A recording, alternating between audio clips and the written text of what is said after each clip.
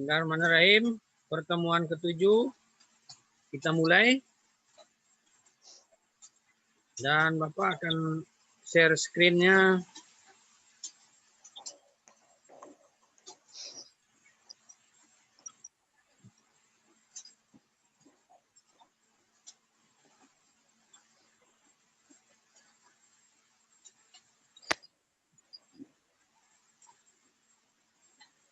Terkait penulisan berita, itu strict news dan feature. Jadi ini pertemuan ke-7, strict news dan feature.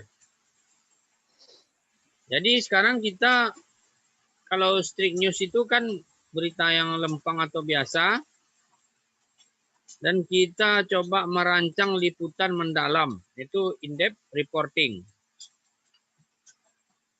Jadi liputan mendalam versus liputan biasa, seperti ini dia. Liputan biasa itu cirinya berformat strict news, penggalian informasi cenderung di permukaan saja, seperti yang ditanyakan kemarin. Pendalaman tak dilakukan apalagi penyidikan atau investigasi. Memang tujuan peliputan sekadar mewartakan saja. Jadi sajian cenderung tracking news, berita cuap-cuap namanya berita biasa, karena peliput hanya bertumpu pada ujaran narasumber. Jadi seperti sejumlah wartawan pamannya datang ke gedung serbaguna meliput acara, mereka hanya mengandalkan komentar panitia dalam acara, kemudian wawancara narasumber, itu namanya berita strict news. Jadi itu hanya berita biasa. Atau bisa saja juga pendapat atau opini atau tanggapan orang atau otoritas atau juru bicara, pengamat, aktivis, menjadi kandungan utama media massa kita di zaman sekarang.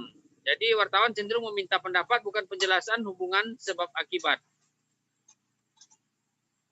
Kemudian untuk verifikasinya, tugas utama dari setiap wartawan jarang dilakukan di negeri ini, verifikasi dan observasi. Jadi itu yang berita biasa itu jarang itu verifikasi dan observasi, itu verifikasi biasa saja. Mereka ya setelah wawancara seseorang ya tulis ini komentarnya.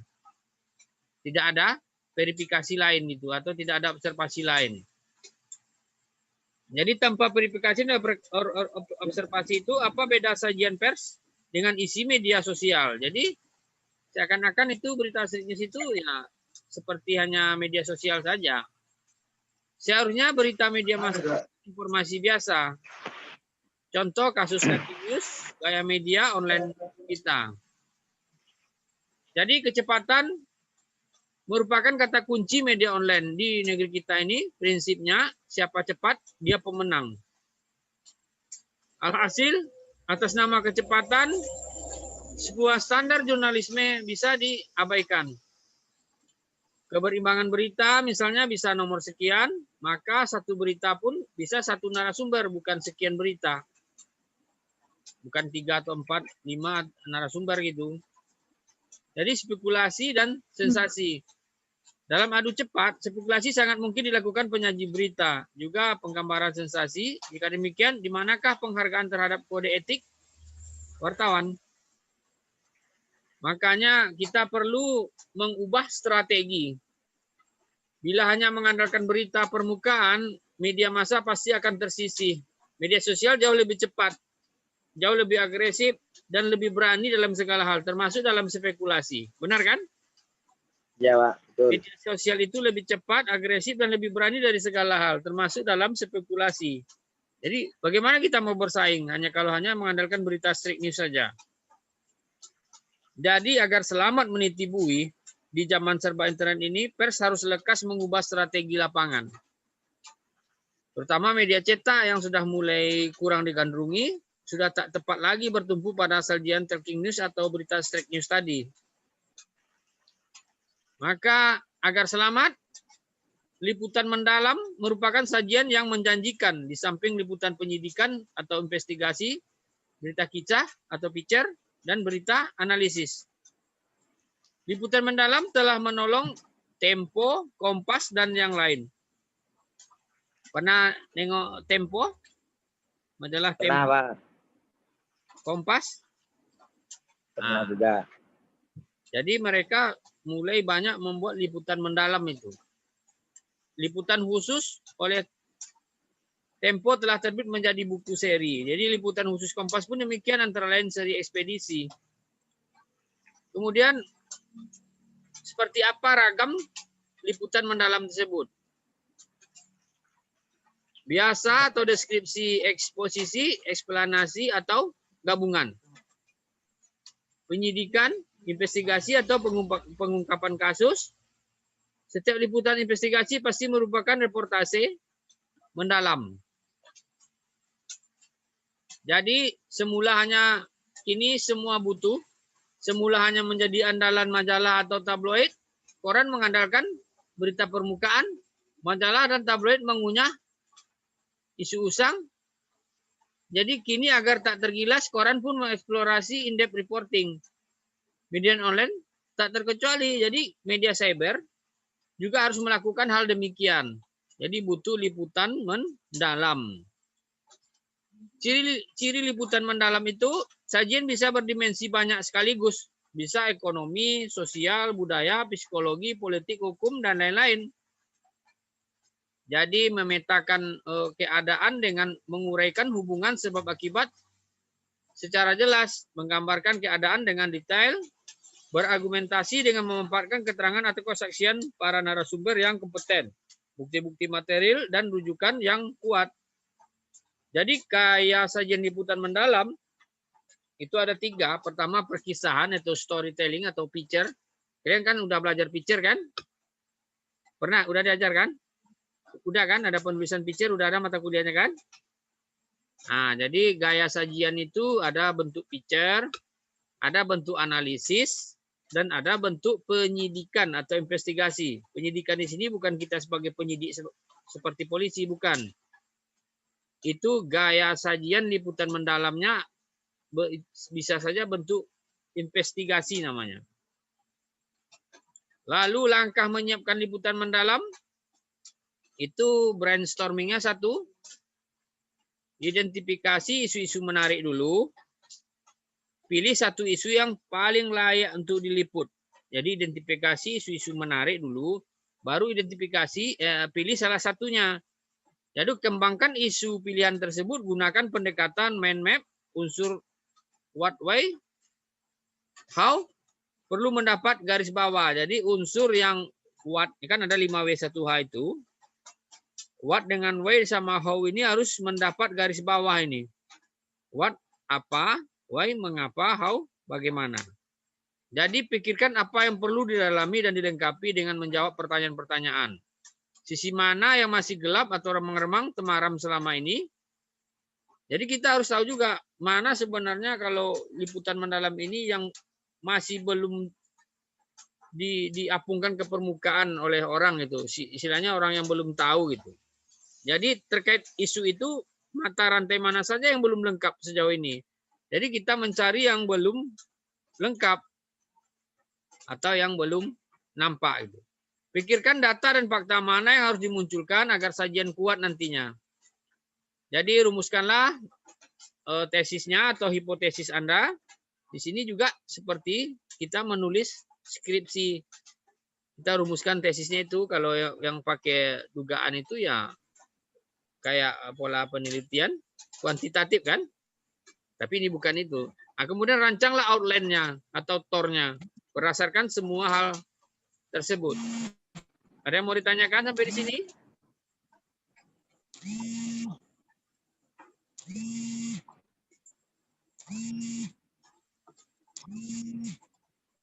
Halo?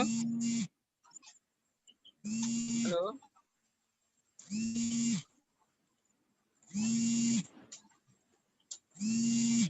Jadi struktur tornya. Kemudian untuk struktur tornya itu, pertama itu kita harus ada latar belakang, latar masalah, tambah hipotesis atau dugaan-dugaan dulu. Kemudian ada angel, pembagian tulisan, narasumber, untuk setiap liputannya, kemudian daftar pertanyaan untuk setiap narasumber, data, dokumen, dan hasil riset. Jadi kalau untuk liputan mendalam ini, data, dokumen, dan hasil riset itu kalau ada sangat bagus. Itu akan lebih membuat tulisan kita lebih menarik itu. Kemudian observasi, itu kita hal yang perlu dilakukan di lapangan. Jadi rancangan foto untuk setiap tulisan dan deadline. Jadi dalam struktur TOR ini kita juga harus sudah merancang, umpamanya fotonya ada 3, foto apa-apa saja ya nanti. Jadi kita harus rancang dulu. Jadi tidak sembarangan. Jadi kita ke lapangan, kita sudah tahu mana yang kira-kira yang mau kita jepret itu. Nah seperti itu. Jadi tidak hanya ceret nanti tak tahu mana. Jadi kita harus sudah punya rancangan dulu. Apa yang mau kita buat itu. Kemudian ini contoh latihannya. Umpamanya topik bank asing merambah pasar Indonesia. Jadi ini simulasinya, merancang outline-nya, liputan mendalamnya. Jadi umpamanya bank asing, ini topik ya, bukan judul, ini topik bank asing merambah Indonesia. Jadi brainstorming-nya, untuk mendapatkan gambaran kasar, ajukan dan jawablah sejumlah pertanyaan terkait topik. Jadi siapa saja pemain itu dan dari negara mana, umpamanya nih. Nah, ini bahan yang Bapak ambil waktu mengikuti pelatihan dengan SKK Migas bersama Aliansi Jurnalis Independen, AJI. Nah, ini bahannya yang Bapak dapat dari pelatihan juga. Jadi bagaimana cara mereka masuk? Umpamanya beli saham, pernyataan modal, berpatungan, buka cabang, berapa investasi awal mereka. Jadi brainstormingnya itu mendapatkan gambaran kasar dulu. Jadi ajukan dan jawablah sejumlah pertanyaan terkait topik itu. Jadi yang bermitra dengan lokal siapa saja, patungan lokalnya siapa, bagaimana pola perikatannya. Jadi bagaimana strategi bisnis pemain asing itu di negeri kita, lapangan apa saja yang menjadi fokus garapannya, perbankan, retail, konsumen, korporasi umum, berapa banyak cabang mereka di Indonesia saat ini. Kemudian bagaimana kekuatan pemain-pemain asing itu di negerinya sendiri dan di luar Indonesia. Bagaimana pula lintasan sejarah hidupnya. Jadi bagaimana strategi bank kita yang tak bermitra dengan asing dalam memperebutkan pangsa pasar, siapa di antara mereka yang paling terkemuka. Seperti itu pertanyaan dan jawaban-jawaban yang harus kita siapkan. Seperti apa konstelasi perbankan Indonesia sekarang, siapa di peringkat berapa gitu. Jadi berapa. Kemudian berapa besar potensi perbankan yang masih terbuka untuk digarap, sektor mana saja yang paling kreatif. Kemudian riset data, agar gambaran lebih presisi, carilah data-data terkait selain data resmi dari bank-bank bersangkutan dan dari BI, Otoritas Jasa Keuangan atau OJK, gunakanlah data terpercaya hasil penelusuran menggunakan mesin pencari. Nah, jadi kita juga bisa menggunakan data melalui mesin pencari. Nah, jadi seperti yang kita pelajari materi pertama itu, pertama atau kedua itu. Jadi dalam liputan mendalam kita harus searching juga untuk tambahan-tambahan data. Boleh, asalkan disebutkan nanti sumbernya dari mana. Kemudian mind map-nya, sarikanlah hasil brainstorming tersebut, gunakan pendekatan peta pikiran, mind map, untuk menjelaskan hubungan sebab akibat. Unsur what, why, how perlu mendapat penekanan. Jadi kini tiba waktunya bagi Anda untuk merancang TOR. Materi utamanya adalah hasil brainstorming tadi. Umpamanya merancang TOR itu, topiknya bank asing merambah Indonesia. Jadi latar belakang masalahnya kita harus tahu dulu. Sehari dari brainstorming cocok menjadi latar belakang masalah. Jadi kita tulis, kayak kita menulis latar belakang masalah sebuah skripsi, ya kita tulis dulu. Ini bukan sebuah berita, tapi kita harus tulis dulu. Kita harus tulis dulu sehari dari brainstorming tadi. Kemudian katakanlah latar belakang masalah berupa narasi, itu poin-poinnya adalah umpamanya bank asing berlomba menggarap pasar Indonesia terutama dalam 10 tahun terakhir. Itu salah satu contohnya. Mereka hadir dengan berbagai cara, membeli saham, pernyataan modal, berpatungan, dan membuka cabang. Data kapitalisasi bank asing di Indonesia 10 tahun terakhir. Data keuntungan mereka per tahun. Nah gitu. Jadi plus minus penetrasi asing ini bagi pemain lokal, nasabah secara umum, dan komunitas perbankan Indonesia secara umum.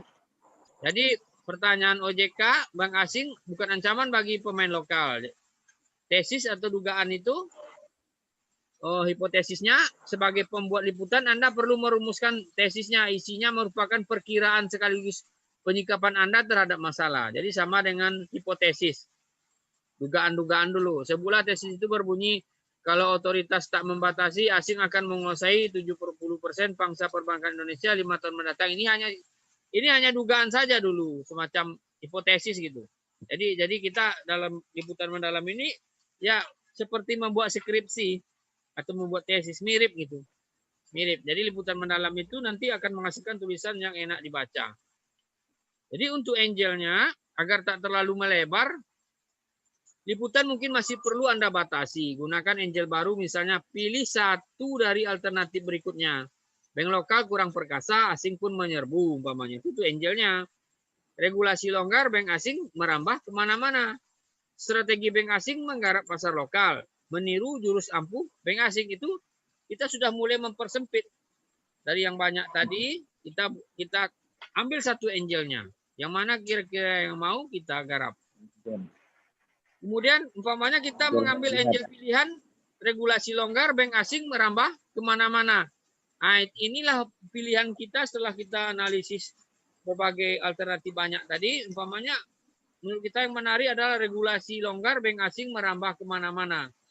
Jadi pembagian tulisannya, hasil reportasi mendalam ini kemungkinan akan panjang sebab membahas beberapa aspek sekaligus. Supaya mudah diikuti dan dicerna pembaca, sebaiknya tulisan dipecah menjadi beberapa bagian yang saling terkait. Tulisan pertama merupakan rangkuman, sedangkan tulisan lain menjadi rincian pokok-pokok bahasan terpenting. Nah, jadi siapa suka rambahlah perbankan Indonesia, tak lebih ketat setelah zaman OJK, 1000 jurus pemain asing. Tulisan ini dihiwali strategi pemain asing merebut konsumen dalam negeri. Kemudian ada manfaat selain mudarat. Tulisan ini tentang plus minus kehadiran asing bagi Indonesia secara umum.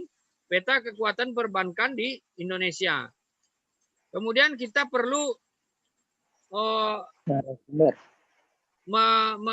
mengidentifikasi dulu narasumbernya. Daftar pertanyaan, riset data, observasi, rancangan foto, dan deadline. Deadline ini maksudnya umpamanya liputan mendalam kita itu harus kita selesaikan dalam waktu seminggu atau 2 minggu. Nah, seperti itu. Jadi harus ada deadline-nya. Jadi tidak berlarut-larut. Ya kalau memang perusahaan pers menugaskan kita, mendeadline kita hanya 2 hari, ya kita selesaikan dalam 2 hari. Jadi itu harus ada deadline. Ada yang mau ditanyakan? Tanyalah, Reski. Tentang liputan mendalam ini? Nah, jadi setidak-tidaknya kalian sudah nampak gambaran berita Strik News dengan feature atau liputan mendalam kan? Iya, Pak. Nah, jadi Iya, Pak. liputan mendalam itu sebenarnya rumit. Nah, seperti tadi itulah rangkaian-rangkaiannya. Harus dibuat tornya dulu. Kita harus tahu narasumbernya. Kemudian ya kita harus observasi, ada data-data riset. Nah, termasuk kita harus mengetahui kapan deadline-nya. Ada yang mau ditanyakan? Saya tanyakan. Tidak. Belum paham? Ya, kalau nggak ada yang mau ditanyakan, kita lanjut ke materi. Kita lanjut materi selanjutnya aja. Lanjut, Pak. Lanjut. Oke. Iya, Pak. Kita lanjut ke materi selanjutnya.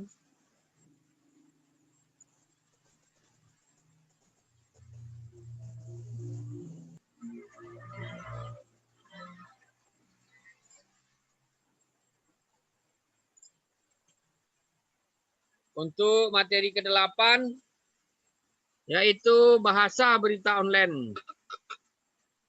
Bahasa berita online. Jadi, bahasa jurnalistik itu adalah bahasa komunikasi massa yang berfungsi sebagai pemberi informasi kepada publik. Atau dapat diartikan sebagai bahasa komunikasi, pengantar pemberitaan yang bisa digunakan media cetak dan elektronik atau media cyber itu. Kemudian bahasa jurnalistik harus menggunakan bahasa baku atau yang kata lain harus sesuai dengan ejaan yang disempurnakan. Selain itu, bahasa jurnalistik juga harus mudah dipahami oleh pembacanya karena pembaca tidak punya cukup banyak waktu untuk memahami kata-kata yang sulit. Bahasa merupakan sarana untuk menyampaikan informasi kepada khalayak atau publik. Jelas tidaknya informasi sangat ditentukan oleh benar tidaknya bahasa yang dipakai. Untuk itu, dunia pers atau jurnalistik sebagai pemberi informasi kepada publik harus menggunakan bahasa yang baik dan benar agar khalayak atau publik dapat memahami maksud yang ingin disampaikan. Jadi berbeda dengan bahasa percakapan atau ragam bahasa lainnya yang sering bersifat asosial, akultural, egois, dan elitis, bahasa jurnalistik itu sangat demokratis dan populis. Karena dalam bahasa jurnalistik tidak mengenal kasta, tingkat maupun pangkat. Sebagai contoh, kita dalam bahasa percakapan menyebut Bapak Presiden Susilo Bambang Yudhoyono, Bapak Presiden Jokowi. Sedangkan dalam bahasa jurnalistik hanya ditulis Susilo Bambang Yudhoyono saja atau Jokowi saja atau nama bupati kalau ada MC kepada Bapak Bupati Rokan Hilir, Bapak Haji Suyatno disilahkan, Bang. Tapi kalau dalam bahasa jurnalistik Suyatno gitu. Memang seperti itu. Jadi semua diperlakukan sama. Jadi tidak ada Kuliah. Jadi tidak ada istilahnya kalau dalam penulisan berita itu untuk Bupati Suyatno, yang terhormat Bupati Suyatno itu tidak ada. Jadi kita tulis hanya Bupati Suyatno saja. Jadi kalau presiden ya presiden saja gitu. Jadi tidak ada istilahnya Bapak Presiden atau tidak ada Bapak Bupati. Jadi Bupati saja Suyatno gitu. Jadi semua diperlakukan sama, tidak ada yang diistimewakan atau ditinggikan derajat kelas sosialnya. Sejauh ini bahasa jurnalistik mulai beragam digunakan untuk menulis berita ekonomi, politik maupun tajuk rencana. Sesuaikan dengan angel tulisan, sumber berita, dan keterbatasan media massa, ruang, dan waktu. AM Dewa Brata menegaskan bahwa maksud pernyataan bahasa jurnalistik sebagai ragam bahasa Indonesia bagi wartawan dalam menulis berita merujuk kepada pengertian umum yang membedakan dengan ragam lainnya yang dapat dibedakan dalam bentuk kalimat, klausa, frasa, diksi, atau kata-kata. Untuk itu, pers berkualitas senantiasa menjaga reputasi dan wibawanya di mata khalayak atau publik, antara lain dengan senantiasa menghindari penggunaan diksi atau kata yang diasumsikan tidak sopan, vulgar, atau mengumbar selera rendah.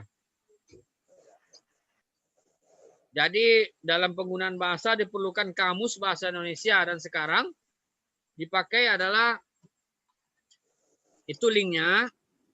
Silakan nanti kalian buka Badan Bahasa Kemendikbud Go.id. Lalu untuk bahasa yang perlu ditranslate, diartikan itu pakai aja translate google.co.id. Sudah pernah mencoba? Belum, Pak. Udah. Kalau belum, ini Bapak contohkan.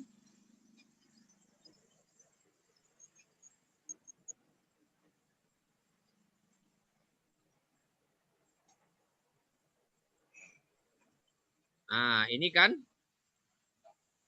umpamanya awalnya gini, kalau memang kalian sulit mencari linknya, nampak screen saver Bapak? Nampak, Pak. Screen sharing Bapak nampak ya? Nampak, Pak. Ini kan Google kan? Ya. Kalian ketik aja KBBI seperti itu. KBBI, ingat ya? Senang ingatnya kan? Senang, Pak. KBBI, enter. Nanti akan ada KBBI daring, KBBI. Ambil ini yang KBBI daring Kemendikbud Go.id. Nanti akan keluar seperti itu. Ini contohnya. Kadang-kadang wartawan itu dalam penggunaan bahasa sering keliru.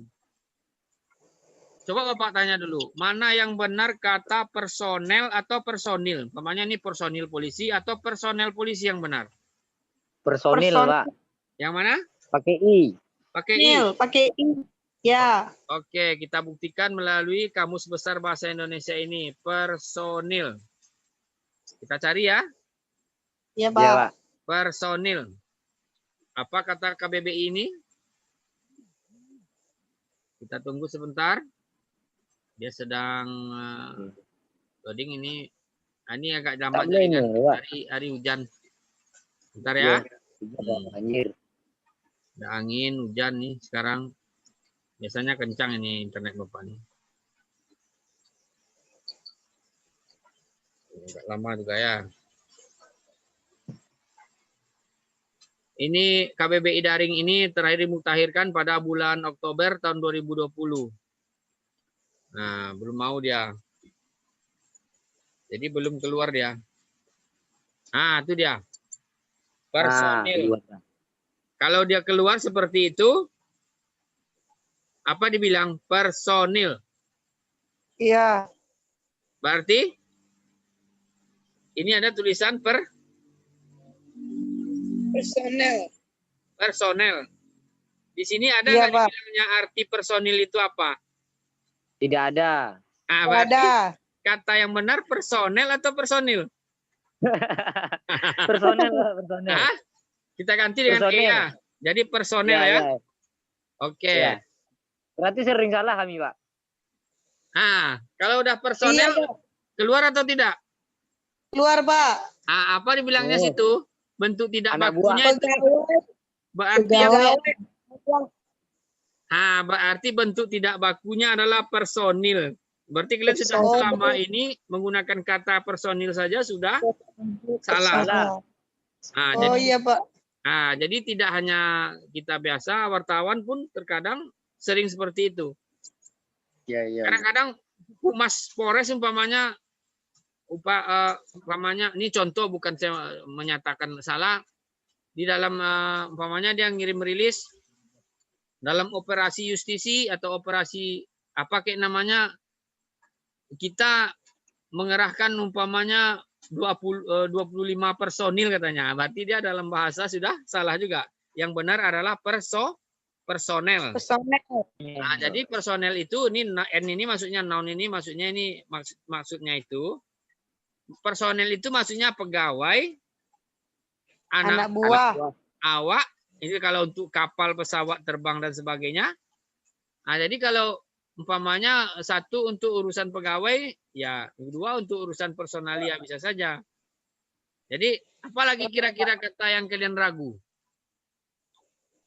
Coba tulisan miliar. Apotek. Miliar. Iya, Pak. Pakai Y atau miliar saja? Mili. Nah, coba miliar itu pakai I atau pakai Y? Miliar, Pak. Miliar pakai I, Pak. Pakai I. Ya. Miliar gini. Reski ya. Ya, Miliar, gitu. ya, Pak. Ya? Ya. Kalau nggak salah gitu, Pak. Kalau nggak salah ya kita coba ya. Kita Kalau tengok. salah gimana? Nanti kita Nah, ini materi kita yang ke-8 ini menyangkut bahasa jurnalistik, ya termasuk bahasa. Kami. Kita ulang lagi. Ini jaringan. Ya, Pak. Berarti benar. Yang benar itu adalah miliar. Ya. Masih kalian tengok kah orang menulis tulisan miliar itu 1 miliar pakai Y? Iya, masih, Pak. Masih. Jangankan kalian, kadang-kadang orang bank itu menulis miliar itu pakai Y dia. Jangankan yang lain, orang bank itu kadang-kadang buat spanduk tuh kalian bisa perhatikan. Coba sekali-sekali nanti lewat di bank, gebiar miliar 1 umpamanya. Tengok spanduknya huruf Y apa huruf I? Jadi kalau pakai Y itu bentuknya tidak baku. Kalau miliar itu tidak baku. Jadi banyak bahasa-bahasa jurnalistik ini yang harus kita teliti. Oh, iya, Pak. Sangat banyak itu, sangat banyak sekali. Jadi kalau kita umpamanya ragu kata yang benar itu menurut ejaan bahasa yang disempurnakan, ya harus kita buka dulu KBBI itu. KBBI daring ini baru kita searching. Oh, yang benarnya adalah ini. Nah, jadi kira-kira kata-kata apa yang kalian masih ragu? Bisa kita cari di sini. Kata-kata apa yang benarnya gitu, mencari pembenaran kata, cuman kata. Kata-kata apa? Nggak tahu. Umpamanya ada kata yang kalian ragu, yang sering ada keraguan gitu. Atau ikhtiar umpamanya. Nah, gini aja, kata-kata sholat atau salat yang betul? Kata-kata sholat, menurut kalian yang betul itu seperti apa? Kalau biasanya diucap tuh sholat, Pak. Tapi kalau yang biasa ditulis itu salat, Pak. Pakai H, pakai A. Ya benar itu. Jadi kalau kita tulis sholat itu tidak bahasa baku. Ya. Nah, berarti kalian udah tahu kan? Iya, Pak. Nah, ini kalau sholat itu dia tidak akan ditemukan. Salat berarti yang dia sedikit mengarahkan kepada ini. Salat katanya kan? Nah, iya. Berarti yang benar itu adalah salat. Jadi kalau menurut bahasa Indonesia, kita pergi salat Jumat dulu. Nah, gitu. Jadi sebenarnya kalau kita berbahasa seperti itu akan ketawa kan? Tapi itulah yang bakunya. Jadi bentuk tidak bakunya ada sholat, salat, dan sholat. Itu tidak baku. Yang bakunya adalah salat. Salat artinya rukun Islam kedua. Jadi yang baku itu adalah salat. Salat Jumat gitu. Kalau kita ngomong salat Jumat kan orang memang ketawa. Tapi itulah bentuk bakunya yang telah disepakati. Jadi banyak kata-kata terkadang umpamanya calon bupati atau bupati sholat Jumat di masjid ini kan sering tuh berita kita tengok. Memang sholat, memang kayak gini mereka buat sholat gitu. Memang itu tidak dipungkiri. Ya, yang sebenarnya adalah salat. Jadi banyak kata-kata sebenarnya yang memang dalam bahasa jurnalistik itu salah. Jadi di Riau ini ada namanya Balai Bahasa yang kemarin Balai Bahasa itu adalah di bawah Kementerian Pendidikan dan Kebudayaan. Dia kemarin memberikan penghargaan kepada 10 media yang penggunaan bahasa Indonesianya paling baik di Riau. Jadi mereka rupanya diam-diam menganalisis penggunaan bahasa media yang paling baik. Termasuk yang mendapat penghargaan itu adalah riauterkini.com, tempat Bapak bekerja. Salah satunya di Riau. Jadi itu peran redaktur sangat penting. Jadi kebetulan salah satu redaktur kami adalah jurusan bahasa.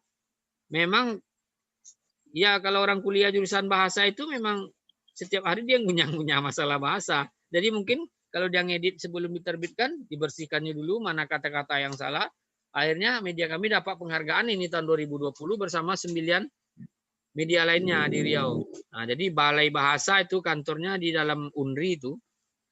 Nah, jadi itu salah satu yang dilakukan pemerintah agar media cyber atau media massa bisa menggunakan bahasa Indonesia yang baik dan benar. Jadi apabila diberi penghargaan seperti itu ya termasuk ada hadiah uang itu kalau tak salah. Jadi akan memotivasi media-media untuk bisa menampilkan pemberitaan-pemberitaan yang ya sesuai ejaan yang disempurnakan. Jadi tidak dipungkiri kalau memang redaktur atau pihak redaksi itu tidak ada ahli bahasanya, ya alamat itu. Alamat medianya bakal menerbitkan kalimat-kalimatnya yang amburadul. Syukur-syukur kalau yang ngeditnya itu sudah lama, jadi editingnya atau redakturnya memang sudah tahu, itu nggak apa-apa. Nah, tapi terkadang itu bahasa-bahasa yang sifatnya umum dan sudah diketahui, terkadang salah. Ada yang mau ditanyakan?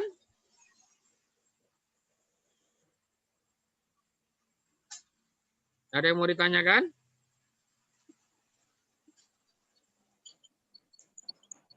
Ada yang mau bertanya? Tidak, Pak. Tidak? Ya, Pak. Oke, ini kan waktunya tinggal 2 menit lagi untuk sesi ini. Dan join kita kayaknya segera ditutup oleh Zoom ini. Dan kita sambung ke schedule selanjutnya ya. Iya, Pak. Nah, join lagi habis ini sesuai yang link yang sudah dan passcode yang sudah Bapak berikan itu yang di grup itu. Jadi strateginya memang kita harus nyambung-nyambung, tidak bisa sekaligus. Jadi untuk materi ke-8 untuk bahasa jurnalistik ini ya seperti itu. Jadi kalau memang ragu, gunakanlah KBBI, Kamus Besar Bahasa Indonesia. Indonesia. Nah, jadi hanya 3 tadi kata kita coba, personel atau personil, langsung kalian bilang personil, nah dengan yakinnya. Iya Pak. Seperti itulah. Kalau miliar tadi udah betul, oke? Dalam 1 menit lagi Iya, kita sepertinya mau ditutup dan kita akan lanjutkan dengan